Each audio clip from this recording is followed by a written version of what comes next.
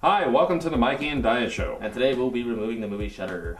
Shudder, the movie that stars Joshua Jackson, who a lot of you will remember starred as Pacey in the Dawson Creek days, and Rachel Taylor, who was the annoying Australian chick in the movie Transformers who found the virus in the computer system. Now, the movie Shudder basically centers around what's called spirit photography. Pretty much when you take a picture, you see like shadows or lighting, something just off in the picture, it gets captured in there. And sometimes you might actually see a physical form that looks like somebody, but it's a ghostly appearance.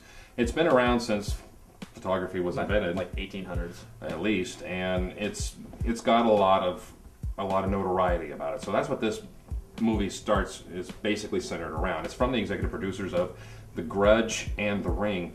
Now, I have to tell you right now, for those of you that were fans of that movie, those movies, you're probably going to like this. I was not a fan of either one, so I hated this movie. Well, at least The Grudge was creepy, and The Ring was creepy. Maybe, I don't know. I didn't find The Ring very creepy. No, the Grudge was creepy. Yeah, the creepy Ring lady, was the kid, stupid. Yeah.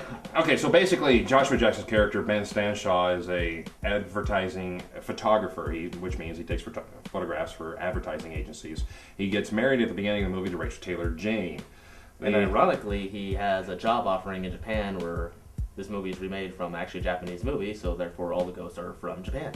And where he was actually at one point in time in there before he met Jane, and now it gets explained in the movie, all this other stuff. And on their honeymoon, he's a photographer, so obviously he's got cameras up the ass, and he's always taking pictures of everything.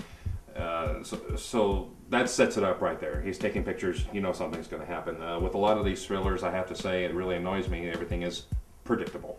Very predictable. When something happens, you're not surprised. You already call it. It's like, oh, she's behind him. Oh, yeah, she's in the mirror. Exactly. Everything, you can see it coming before it actually happens. And so where's the thriller? Where's the suspense? Well, on their way to this cabin that they're supposed to have for their honeymoon, they have an accident where they run over this girl who just appears out of nowhere and have an accident with her.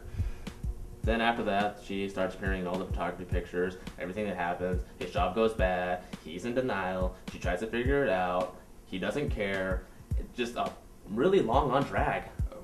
Totally. And one of the good things that I can say about this movie, that is one of the few things that I can say, is Joshua Jackson, who plays, for once, outside of his normal realm. For a lot of us have seen him as just the everyday guy, the American, just the all good guy. Here he plays just a condescending ass, and he's just a despicable character. And that's one of the things I actually liked about it, was the fact that he was doing this. Oh yeah, he actually played something that he hasn't played before, and he actually did a good job. And he really did a good job. And several of the times, if I was her, the character Jane, I would have bitch slapped him a couple times, just flat out knocked him on his ass. But she did doesn't. at the end of the movie. Yeah. Spoiler alert, we might actually tell you a few things about this movie, so just listen anyway, it's not worth it. Not really.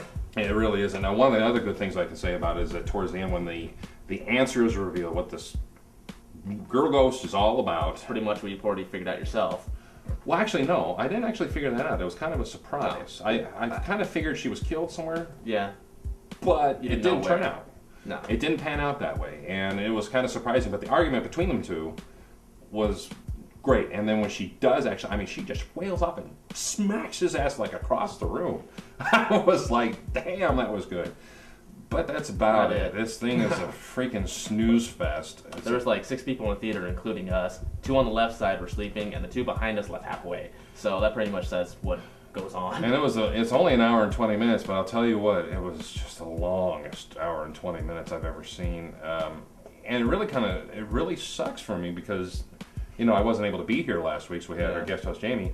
So this is my second movie I've been able to review. And it sucks. And it's the second sucky movie. I'm waiting for something good. I know, like typical like all horror movies, this wasn't horror, it wasn't suspenseful. You're like, you see what's going on, you figure it out, and you're like, wow, I want to see a guy get hit by a car or something. And I'm just really tired of Hollywood putting out crap, and this definitely rates on 9 on my crap-o-meter.